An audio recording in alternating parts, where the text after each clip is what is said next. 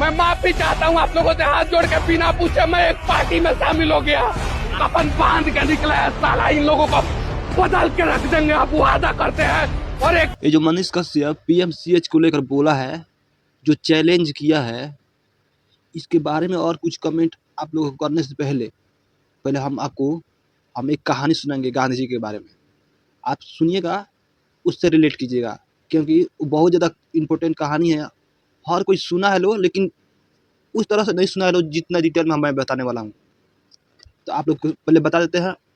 First time जब अंग्रेज आया था लो, फर्स्ट टाइम नहीं, मतलब 1914 में जब वर्ल्ड वॉर होने वाला था, तो उस वक्त इंडियंस को मतलब बहुत ज़्यादा ज़रूरत था, सैनिकों की ज़रूरत था।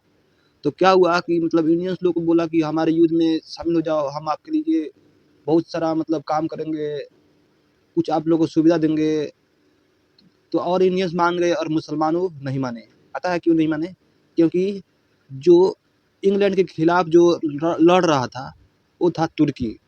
तो इंग्लैंड था वो मजबूत पार्टी ओर से था, मतलब मजबूत देश ओर से था, तो लड़ रहा था। तो इसलिए मुसलमानों ने मना कर दिया कि आप तो हमारे कौम के खिलाफ जा रहे हैं।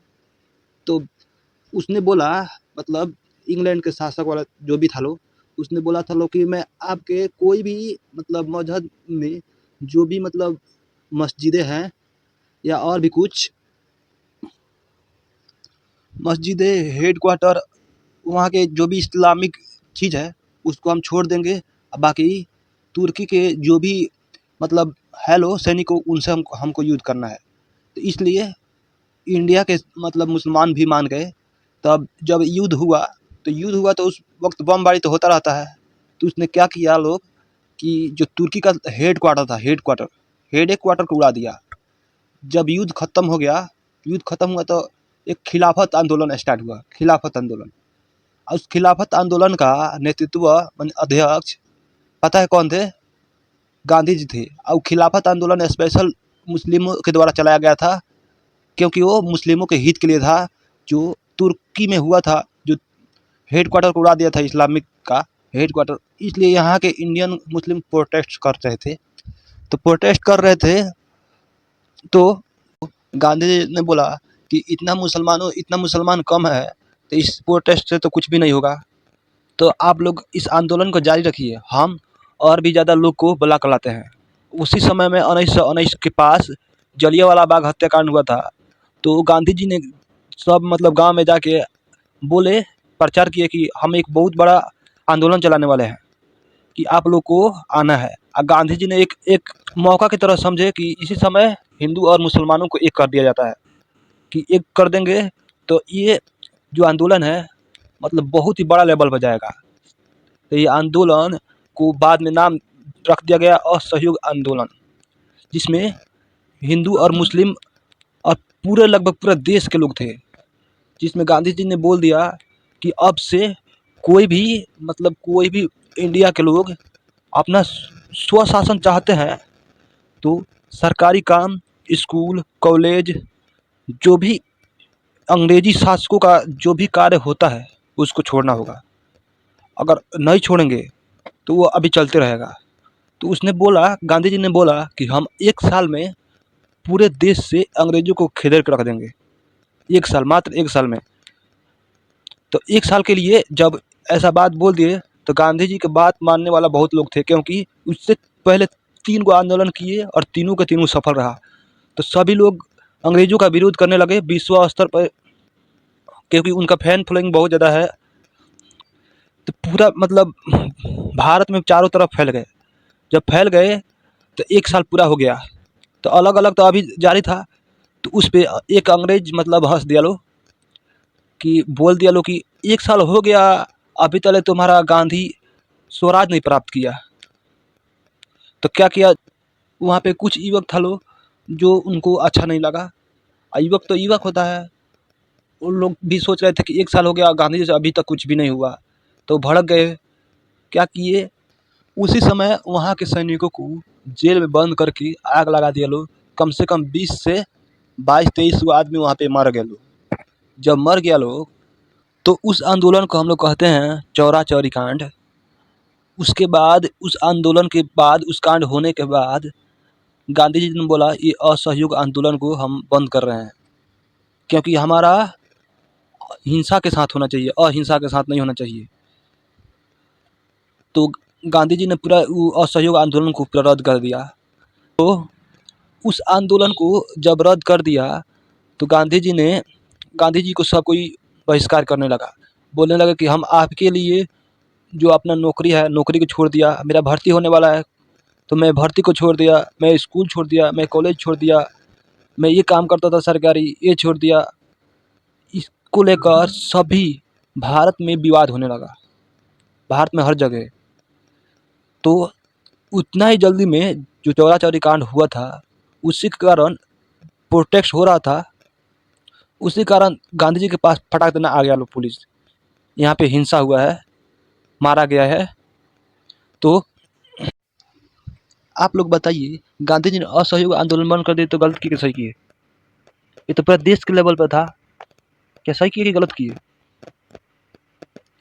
आप लोग को लग रहा होगा कि गांधी जी ने इस आंदोलन को बंद कर दिए तो बहुत गलत किए, क्योंकि पूरा देश के लेवल पर था और इसमें लोगों ने अपनी नौकरी, जॉब, सरकारी कोई भी चीज़, कर्मचारी, सब सरकारी पद छोड़ के हम यहाँ पे असहयोग आंदोलन करने आ गए हैं और आप इस आंदोलन को बंद कर रहे हैं और ये इतना बड़ा आंदोलन है। वहाँ पे बहुत ज़्यादा गांधी जी को हेट मिलने लगा कि हम लोग पूरा अपने 1 साल बर्बाद कर दिए और गांधी जी आंदोलन बंद कर दिए। तो आप लोग बताइए, पहले गांधी जी सही किए कि गलत किए? अभी वीडियो को रोक कर इसको आप चर्चा करके बताइए, लोग सही किए कि गलत किए? तो हम बता रहे हैं, वो रोक दिए तो सही किए, क्योंकि जलियांवाला बाग हत्याकांड का नाम सुने होंगे।